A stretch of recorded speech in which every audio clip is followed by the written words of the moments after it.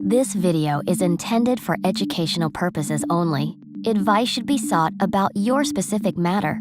No attorney-client relationship is formed between any client and attorney Don Dennis until there is a signed engagement agreement and payment of an initial deposit. No client-consultant agreement has been formed between any client and Inverted Chaos Incorporated until there is a signed agreement and payment of an initial deposit.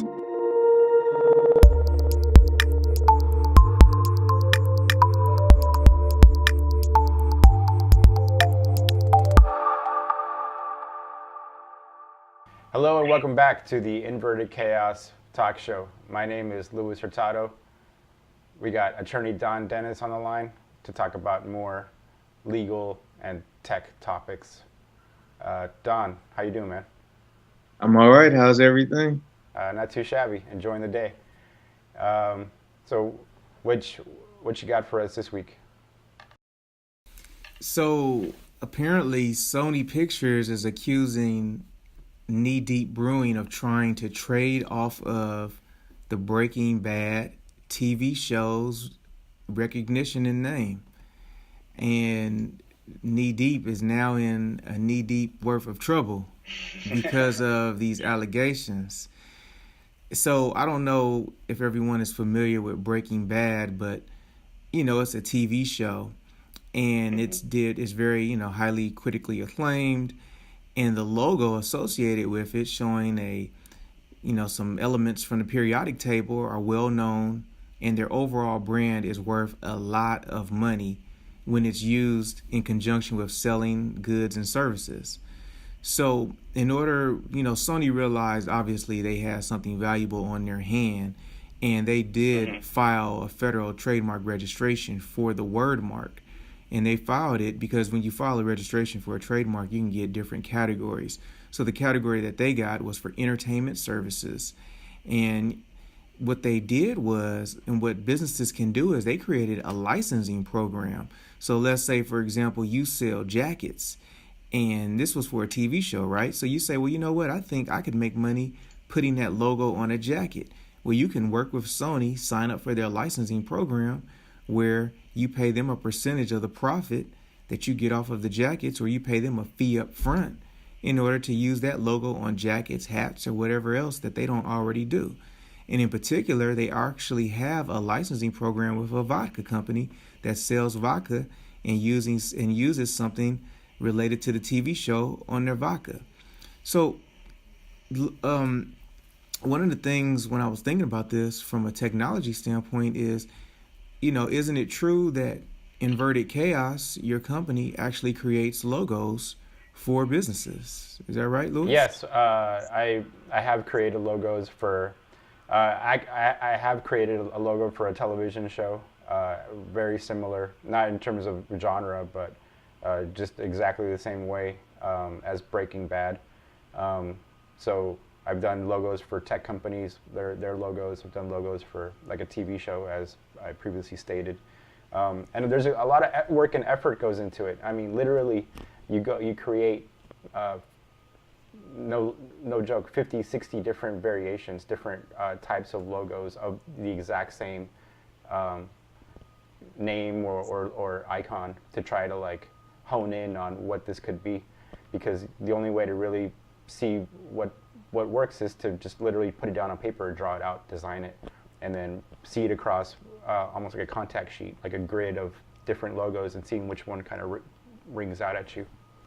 So, I've created presentation decks that are 80 pages long, and sent it off to the cable network, to the TV network, to try to get notes back. And that's just one round. They'll be like, oh, we really like version 32 and version 24, can you do a hybrid version of those two? And then that becomes a whole nother set of rounds. So it becomes like this exponential, like fractal execution. And it does take a lot of work and effort, and that's just the first step of just creating the brand mark, the logo. Then we're heading into color theory, which is like, what colors will be dominant in this brand, which happens a lot in my typical example is like cell phone companies, how Boost Mobile has that orange Verizon has the red and black. AT&T has the blue. Um, Even in social networking platforms, Facebook has that blue. People kind of resonate emotionally with these brands and colors. So a lot of psychology, a lot of design and effort goes into creating these logos. So when Sony says that they circumvented and knee deep, kind of like hitched on the bandwagon from just taking the Breaking Bad logo and tweaking a couple things, there is some truth to that, definitely. So why do companies, or why would a company want to pay Inverted Chaos, pay your company to create a logo for them?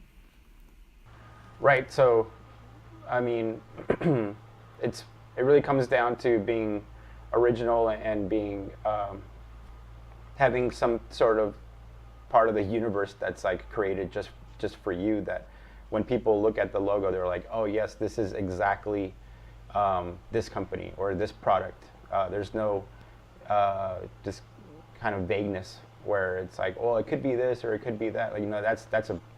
People go through that all the time where they're looking at logos like, this is really cool, but it looks too much like this company. It has nothing to do with from a legal point of view. It really comes down to resonating emotionally and in your heart of hearts, where it's like, this could be misconstrued as another company, and then all the effort and work and advertising campaigns and things that we go into, they're going to be maybe misapplied, and people will be like, oh, it's actually for this other company, and then you really all that effort is for nothing, So people are really aware of that kind of stuff.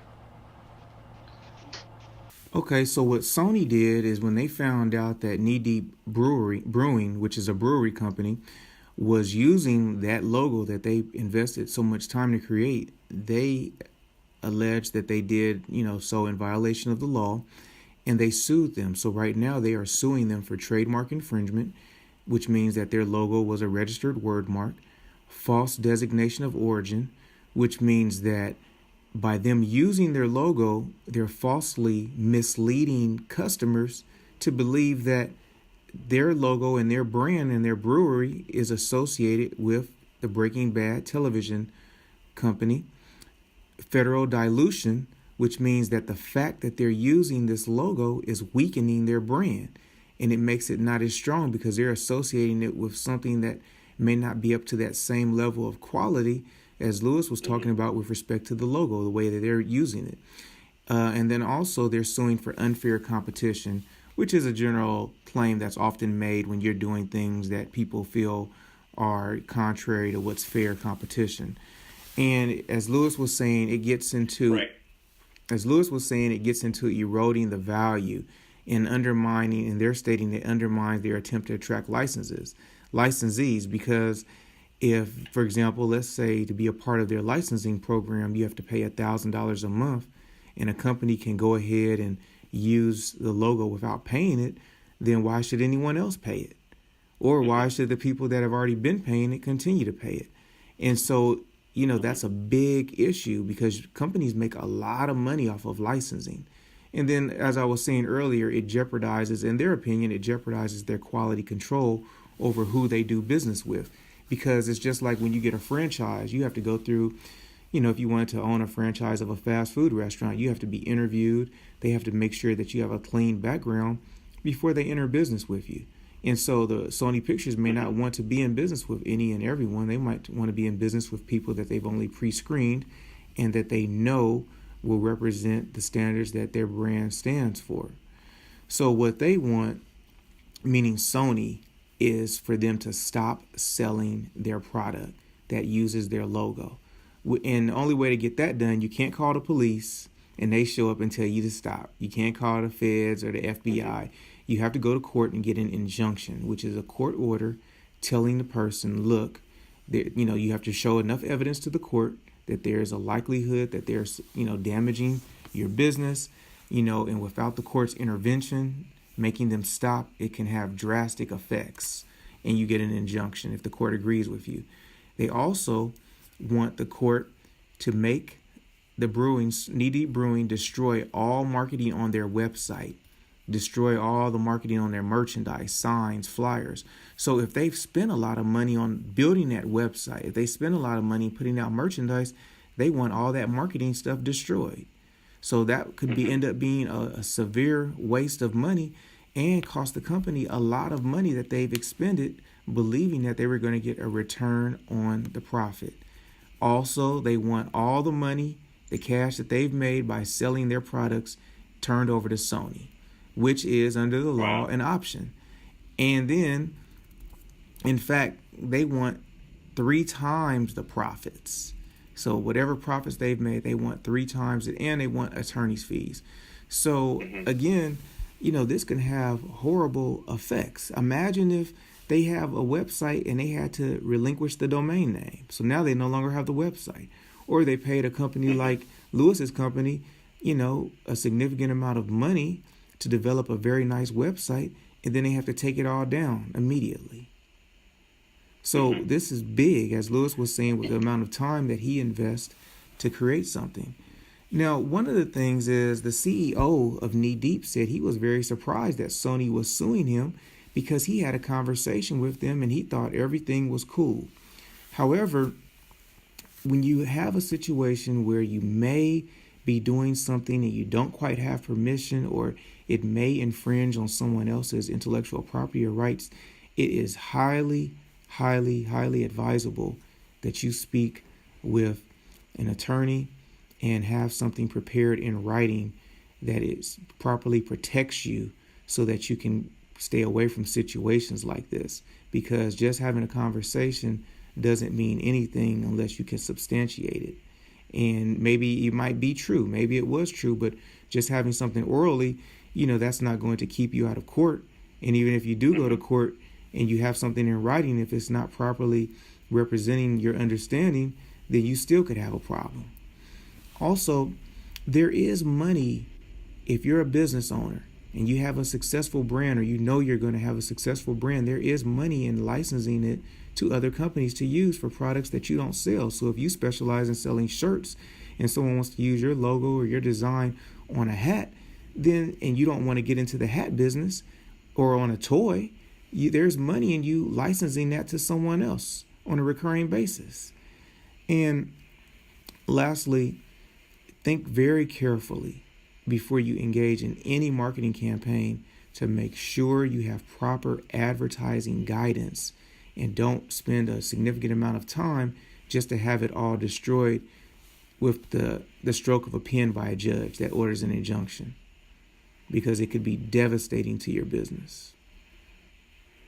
Right. So the one thing, as you were saying, things like this idea popped up in my head, which is the logo for Breaking Bad it's basically the periodic table, which is so standard. I mean, that's like if you were designing something and you wanted to copyright that. Like, I'm not a lawyer, obviously, but like, to me, that doesn't seem all that unique. It seems like it's like pretty out into the world kind of thing, where it's, people can see that and be like, oh, that's the periodic table. The only difference really is the BR and then the BA, of the specific chemical compounds, So I'm not Knee Deep Brewing, but that would be something that I would look into and say, like, oh, we weren't necessarily copying Breaking Bad, we were copying the periodic table. But that's like a point and apart. The other thing I saw in the article was the company president, the CEO, was talking about that we should all be able to take a joke, and like ultimately, like, everybody's like in the business of making money, so like, it wasn't parody. That was another thing that was kind of running through my mind, which was like, if this were a made-up beer label for a television show, or or for anything else, any other type of media, then I'd be like, well, you're not really out to make any money off of it. You're just trying to like tongue-in-cheek, poke some fun. But this seems like it would be like an actual, you're trying to create a label, slap it on some beer, and put it in stores so that you can make money off of it. So it's funny how it can go both ways, really. Sure. Well, yeah, I mean, I think that we pretty much summed it up in terms of why it's important to get a logo, the amount of effort that goes into creating a logo, and the money that can be made if you have a well-known brand, and why you want to do your due diligence throughout the whole process so that you can avoid some of the pitfalls that come about when you're not sure that you've checked all the appropriate guidelines. Yeah, overall, you want to work with professionals that will be on the lookout for you from a design and from a tech point of view, and make sure that you're being well taken care of. So I think we have shown the pros and cons of this case, which is it's pretty interesting. I agree. Do you have any closing thoughts, or should we wrap this one up? No, I think this is it. I think we're good. I think our audience can definitely understand the ins and outs and some of the potential risk and rewards of these type of campaigns, and I feel that they'll be informed. And if anyone has questions or they're looking for guidance, whether it's with respect to protecting their intellectual property or an advertising campaign that they want to launch, they can feel free to contact my office for assistance with the legal side of it, and I'm sure Inverted Chaos will help them with the actual design to make sure that it looks crisp, clear, and effective. Yeah, most definitely. Overall, how can people reach you if they'd like to get in contact with you? I believe you were going to place my link in the bio, in the info section. Correct. But again, I'm at dondennislaw.com, or you can find me on YouTube by searching Attorney Don Dennis. Yeah, definitely get in contact with Attorney Don Dennis at dondennislaw.com, and you can reach me at invertedchaos.com. All contact links will be in the video description below. Thank you, everybody, for checking out another episode of this podcast. Thank you. Thanks, Don. All right, thank you. Have a good one.